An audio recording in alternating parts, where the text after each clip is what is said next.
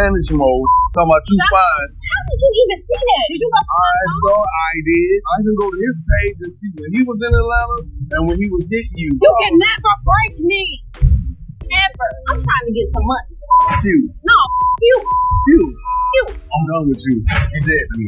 But what? Get the papers. I'm gonna take the high road like I should have done.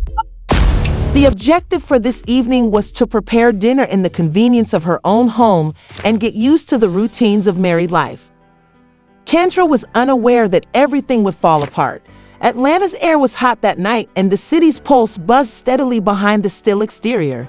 The marriage between Kendra and Jacques had its ups and downs, like every relationship, but lately they both felt that something was different. Their intimacy had diminished and had been replaced by an unspoken gap that seemed to widen daily. Kendra had hoped that, she didn't know, but that Jacques' perspective had shifted, and she could resist the silent storm because whatever threatened to destroy them would be defeated by their love. It began innocently enough when Kendra left her phone on the counter as she went into the kitchen to prepare dinner. The Jacques, who had always trusted her completely, looked down at it. It was unusual for him to probe her personal life in this way, but something was wrong. He had been plagued by unsettling ideas lately that he couldn't shake, and he felt as though Kendra was holding back.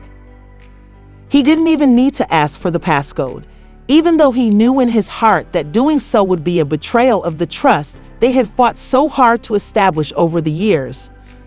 Kendra never considered locking her phone, which was the mistake that would ultimately lead to her death.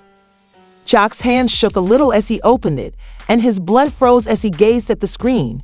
Not only were the communications courteous, but they were also confidential and full of enticements and coded promises. As he read, Jacques' heart grew more and more broken. These were not your typical conversations with friends who were coworkers. Rather, they were full of intense bonds that felt too close for comfort, passion, and personal disclosure. Keep your relationship private while you're committed. Kendra had been keeping it from him, and it seemed like a betrayal of all they had worked so hard to create. The message was addressed to Kendra's ex-partner, with whom she had previously lived part of her life. He wasn't just any friend.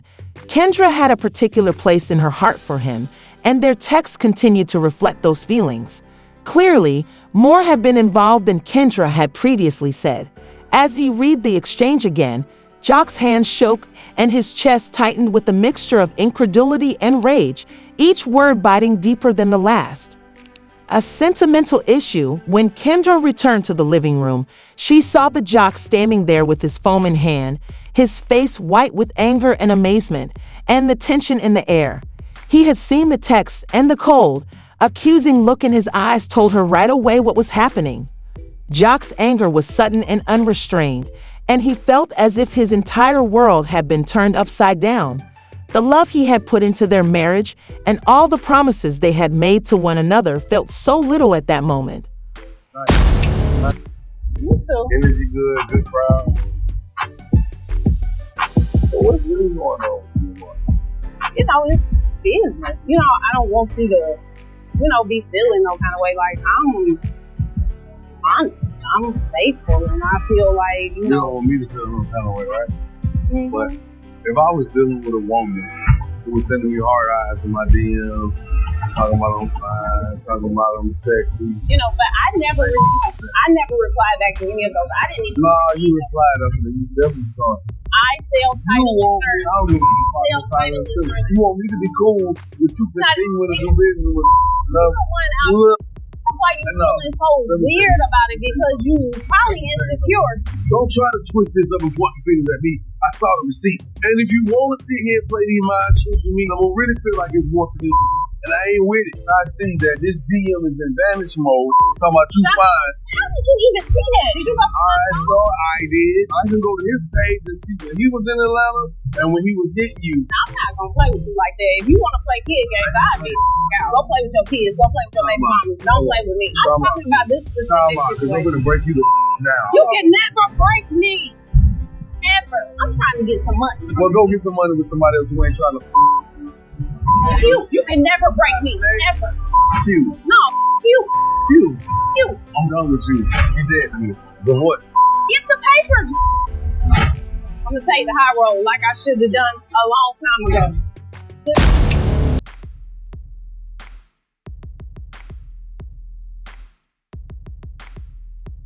Before she could speak, the silence was broken by Jock's voice. He had a low, nasty voice, a wordless fury that made Kendra feel completely uneasy. Kendra had planned to keep this aspect of her life hidden in order to preserve her tenuous relationship with Jock, but all of a sudden everything was evident. The flirtation, the conversations, the covert connection, and it was staring them both in the face. "I can explain," Kendra added in a trembling voice, but the damage had already been done. Jock wasn't interested in an explanation. He wanted the truth. He said, "This is what you've been doing behind my back." His voice rose in a mixture of hurt and rage as he gestured at the phone in his hand as if it were an accusation in and of itself.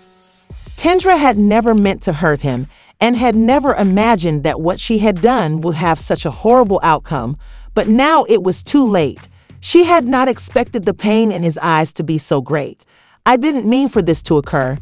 Kendra tried, but her words came across as weak and helpless against the whirlpool of feelings. The words hit Kendra like a smack in the face, and his accusation weighed heavily on her chest, suffocating her.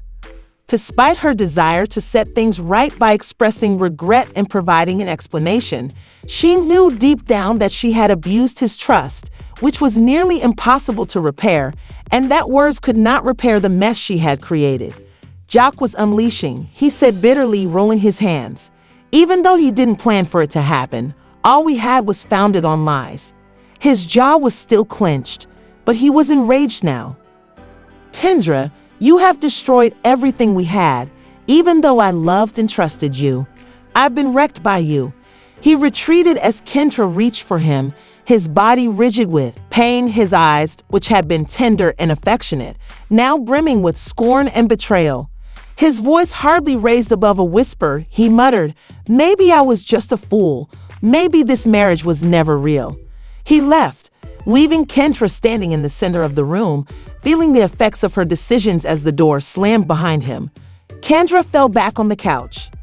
Because of the love they had shared, the foundation they had built, the broken trust, the now fully revealed reality, and the sadness and betrayal he felt in his gut, he knew he couldn't go back. She had lost him, and it was impossible to reverse the lies and treachery that had destroyed everything. As the night deepened, the home fell silent, mirroring the void within them.